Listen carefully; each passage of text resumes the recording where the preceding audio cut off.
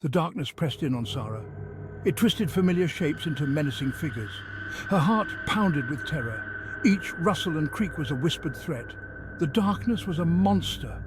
Sara burrowed under her covers. She wished for the morning light to chase away the shadows. Then a warm, wet nose nudged her hand. A soft whine broke the silence, and a furry body pressed against her.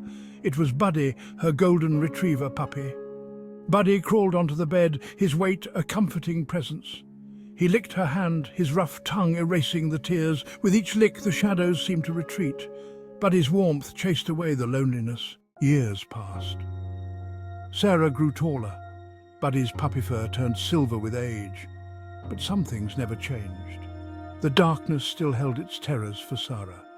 Every night the shadows returned, bringing their whispers and their threats. But every night Buddy was there. He would lie beside her bed, a comforting presence in the darkness. He would lick her hand, a silent promise to keep the monsters at bay. Their bond deepened with each passing year.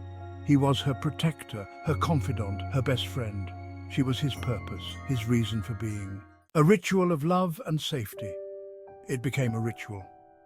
As soon as Sara slipped under the covers, Buddy would rest his chin on the edge of her bed. His soft brown eyes would meet hers, filled with love. Then he would lick her hand. A slow, deliberate rhythm that soothed her soul. The fear would melt away, replaced by security and peace. Their unspoken language of love and loyalty, only the comforting presence of her faithful companion. Section 5. A city gripped by fear. The news crackled on the radio. A chill settled over the city. A killer was on the loose. His crimes were brutal, his victims chosen at random. People were afraid to walk alone at night. Doors were bolted, lights left on. The city that never slept was suddenly holding its breath. Section 6. The comfort of a familiar presence.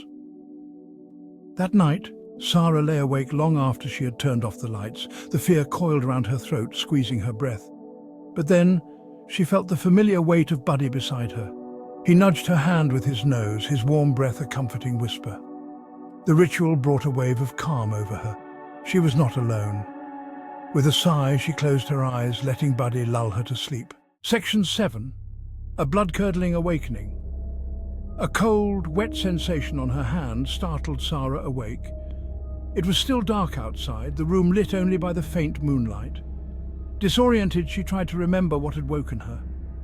Then it hit her. Buddy! He wasn't in his usual spot. Panic surged through her. She sat up, heart pounding, frantically searching the darkness. That's when she felt it again, the wet, rasping sensation on her hand. But it wasn't Buddy's tongue. It felt different, rougher. Her blood ran ice cold. A man was crouched beside her bed, a grotesque grin stretched across his face. His eyes, gleaming in the darkness, were fixated on her, and in his hand he held a blood-soaked knife.